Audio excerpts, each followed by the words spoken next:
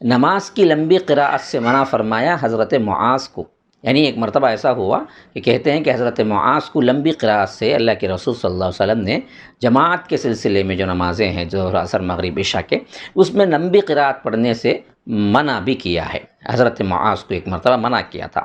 اس کا ایک واقعہ یہ ہے کہ وہ کہتے ہیں حضرت معاذ نماز پڑھانے کے بعد، یعنی اللہ کے رسول صلی اللہ علیہ وسلم کے ساتھ نماز پڑھتے تھے، اور خود ایک جگہ اللہ کے رسول صلی اللہ علیہ وسلم نے بھیجا تھا، وہاں جا کے نماز پڑھاتے تھے۔ تو معلوم ہوا اس سے ایک بہت اہم بات جو کہ ہمارے ہاں مسئلہ بن جاتا ہے، وہ یہ کہ مقتدی کی نیت کچھ اور ہو اور امام کی نیت کچھ اور ہو تو نماز ہو جاتی ہے، دو ڈیفرنٹ نیتیں ہیں۔ کیونکہ حضرت معاذ جب اللہ کے رسول صلی اللہ علیہ وسلم کے ساتھ نماز پڑھ رہے تھے تو اس وقت ان کی نیت فرض نماز کی تھی، لیکن جب جا کے وہ اپنی بستی میں نماز پڑھا رہے تھے تو اس وقت ان کی نیت نفل کی تھی، اور جو مقتدی پڑھ رہے تھے ان کی نیت کیا ہے؟ فرض کی تھی۔ تو نفل پڑھنے والے کے پیچھے فرض نماز ادا کر سکتا ہے، کوئی مسئلہ نہیں ہے، نیتیں مختلف ہونے سے کچھ نہیں ہوتا۔ کیونکہ اگر ایسا کوئی غلط مسئلہ تھا یہ تو اللہ کے رسول صلی اللہ علیہ وسلم ضرور بتاتے۔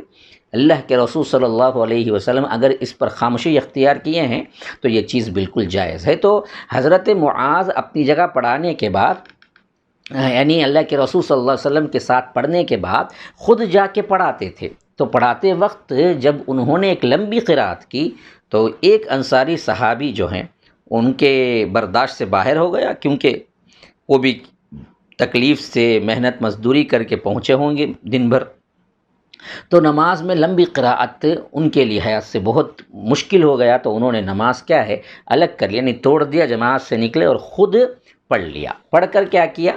وہ نکل گئے۔ تو معلوم ہوا تو انصاری کے بارے میں حضرت معاذ نے کہا تو یہ تو منافق ہو گیا ہے شاید، کیونکہ اس نے نماز توڑ کے کیا ہے نماز اپنے طور پر الگ سے پڑھ لیا۔